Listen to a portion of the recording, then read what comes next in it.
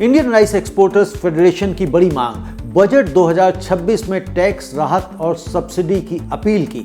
Vietnam का चावल निर्यात क्वांटिटी से क्वालिटी की ओर बड़ा शिफ्ट, प्रीमियम ब्रांड्स पर फोकस।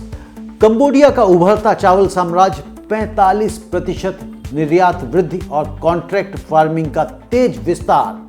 यूएई का एआई बेस्ड एग्री इकोसिस्टम, जलवायु संकट के खिलाफ तकनीकी क्रांति, गेट्स फाउंडेशन के साथ साझेदारी। केरल के पोकली क्षेत्र में एकीकृत धान मछली पालन, सस्टेनेबल मॉडल, वैश्विक ट्रेंड्स और कंबोडिया अपडेट। अब चलिए विस्तार से देखते हैं इन खबरों का विश्लेषण। वैश्विक चावल बाजार में भारत की बादशाहत बरकरार रखने की जंग तेज हो गई है। भारतीय चावल निर्यातक सरकार से बड़ी राहत की गुहार लगा रहे हैं ताकि बढ़ती लागत और कड़ी अंतर्राष्ट्रीय प्रतिस्पर्धा के बीच हमारी लीडरशिप बनी रहे।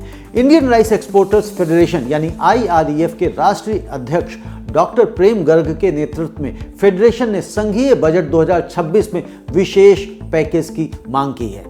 मुख्य मांगे हैं निर्यात ऋण पर 4% ब्याज सब्सिडी, सड़क और रेल फ्रेट पर 3% की सब्सिडी और RODTEP स्कीम के तहत ड्यूटी तथा टैक्स रिफंड तत्काल जारी किया जाए। ये मांगे क्यों जरूरी हैं? क्योंकि उत्पादन लागत तेजी से बढ़ रहा है। उर्वरक और ईंधन की कीमतों में हर साल 15 से 20% की वृद्धि हो रही है। शिपिंग कंटेनर फ्रेट रेट्स में 2025 में ही 25% का उछाल आ गया और वैश्विक स्तर पर वियतनाम तथा थाईलैंड जैसे प्रतिद्वंदी जो जोरदार चुनौती दे रहे हैं। 2024-25 में भारत ने करीब 20.1 मिलियन टन चावल का निर्यात किया। दुनिया के कुल चावल व्यापार का लगभग 40% है। हम 170 से अधिक देशों तक अपना चावल पहुंचा रहे हैं और लगातार टॉप एक्सपोर्टर बने हुए हैं। लेकिन अगर ये मांगे पूरी हुई तो निर्यात लागत 5 से 7% तक कम हो सकती है, जिससे हमारी ग्लोबल मार्केट शेयर 45% तक पहुंच सकती है।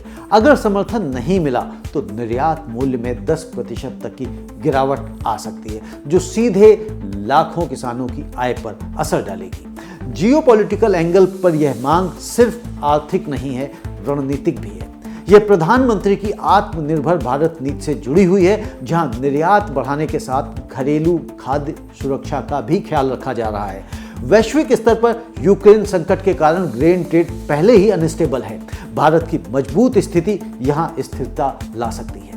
हालांकि सब्सिडी बढ़ाने पर WTA के नियमों से टकराव की आशंका भी है। विशेषज्ञों का कहना है कि भविष्य में भारत को वियतनाम की तर्ज पर प्रीमियम चावल जैसे बासमती पर अधिक फोकस करना चाहिए। 2025 में बासमती हमारे कुल निर्यात का करीब 30% रहा और यह अधिक मार्जिन भी देता है। दर्शकों, चावल सिर्फ अनाज नहीं, ये भारत की कृषि अर्थव्यवस्था की रीढ़ है।